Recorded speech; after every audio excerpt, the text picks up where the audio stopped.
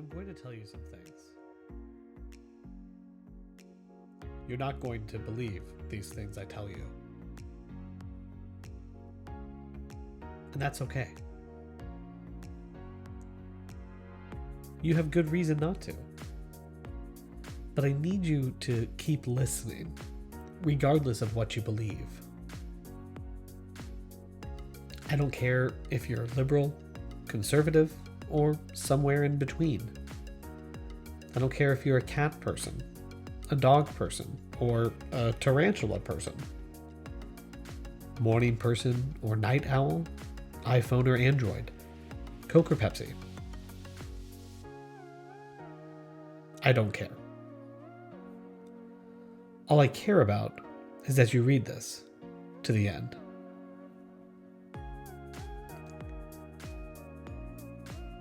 Sound good? Then let's begin.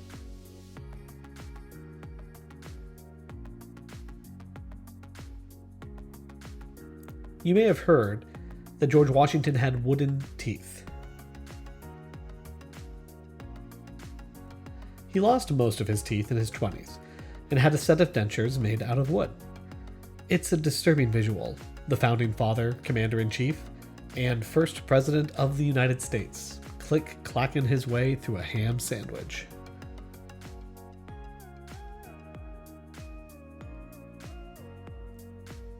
Except it isn't true.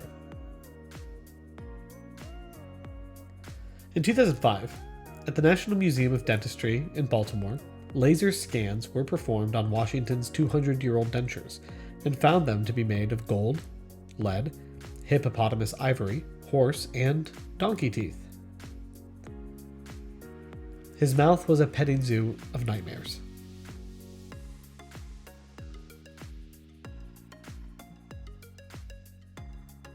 Upon learning this information, I want to ask you something.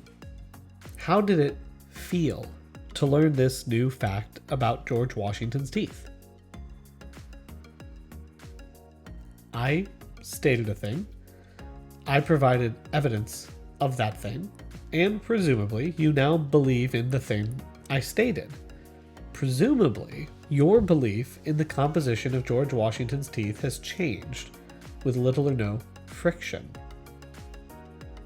Presumably, the next time you're at a party and George Washington's teeth come up in conversation, you're going to proudly impart this newfound knowledge to your fellow partygoers. Yes?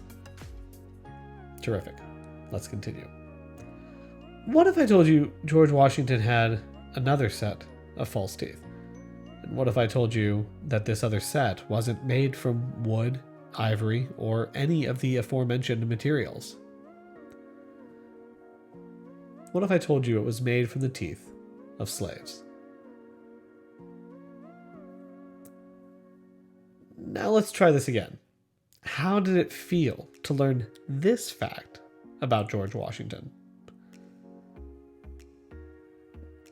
Any more of that friction I mentioned earlier? Before we go any further, allow me to reiterate. I am not here to convince you that George Washington was a bad person. I could go through all my cited sources and cherry-pick arguments that either deify or demonize George Washington. I could paint a portrait of a monster, or I could exonerate a patriot. But as I said before, I don't care. It's not the point.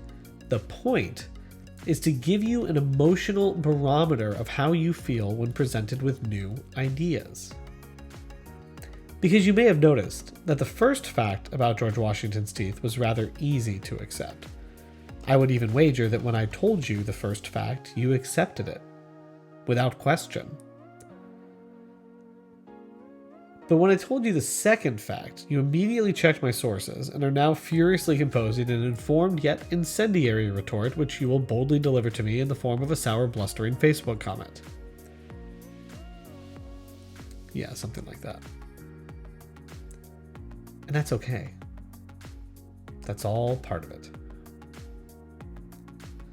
Let's try a few more. Napoleon Bonaparte was not short. He was 5'7", which was taller than the average Frenchman of the time.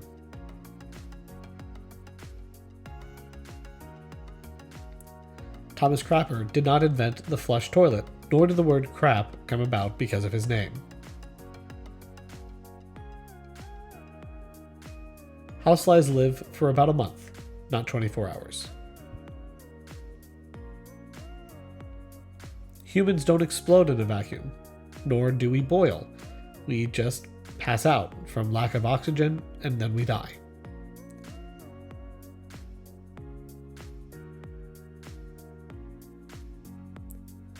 Again, as you read these facts, take stock of how you feel.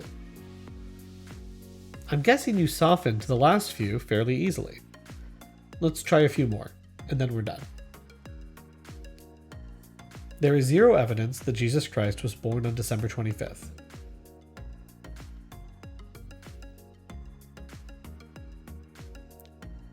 The Pledge of Allegiance was written by a socialist. 6 of the 7 justices who voted in favor of Roe v. Wade were Republican appointed. How'd those last 3 feel?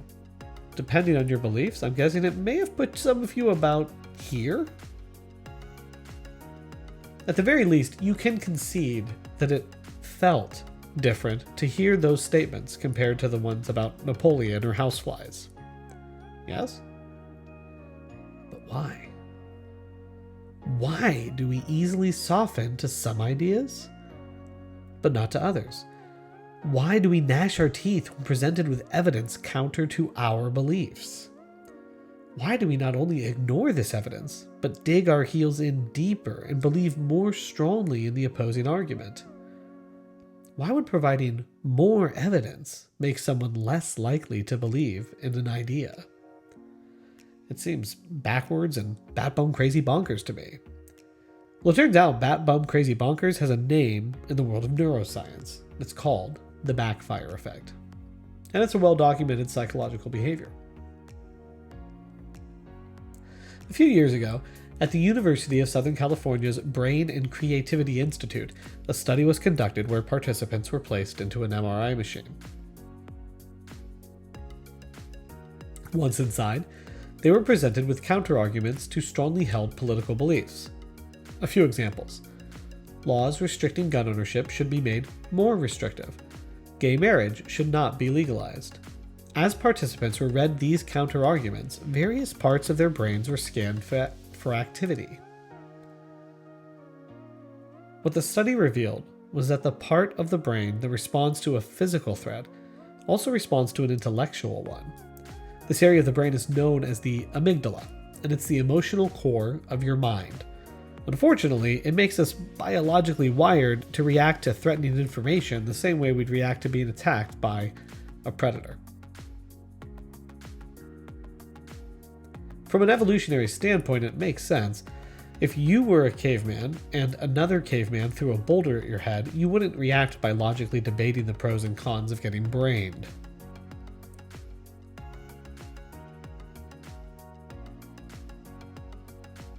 Core beliefs are the beliefs which people cherish the most deeply. They usually develop from childhood and are compounded by life experiences. Core beliefs are inflexible, rigid, and incredibly sensitive to being challenged. When I told you that George Washington's dentures were made from animal bones, it probably didn't ruffle many feathers. But when I suggested they were made from slave teeth, I'm guessing it caused strife with some of you. There are obvious cultural reasons for this. Slavery is a sensitive, hot-button issue.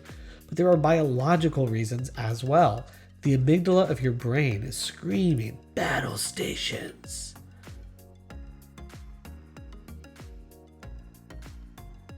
Some of you may have held a worldview that George Washington was a patriot and a hero.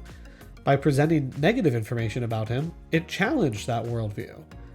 Your brain loves consistency. It builds a worldview like we build a house. It has a foundation and a frame and windows and doors, and it knows exactly how everything fits together.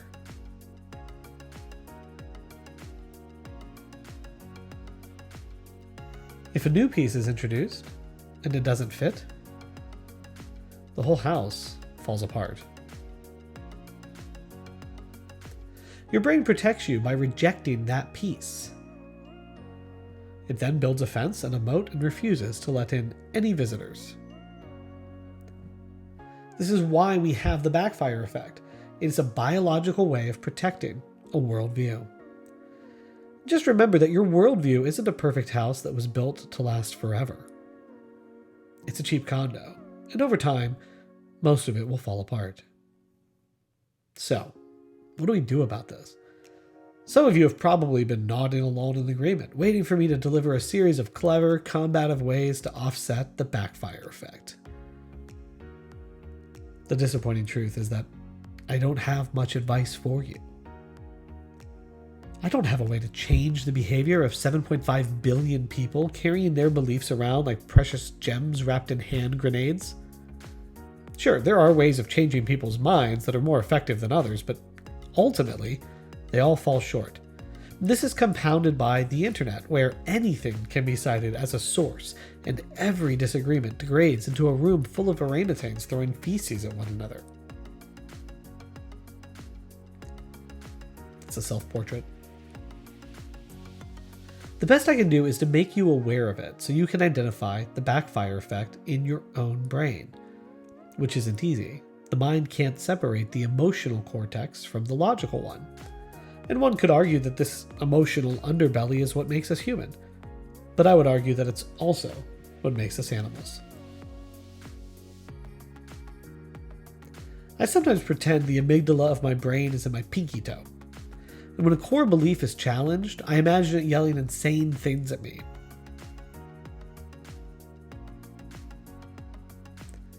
I let it yell. I let it have its moment. I let the emotional cortex fight its little fight. And then I listen. And then I change. Because this universe of ours is so achingly beautiful. And we're all in it together. We're all going in the same direction.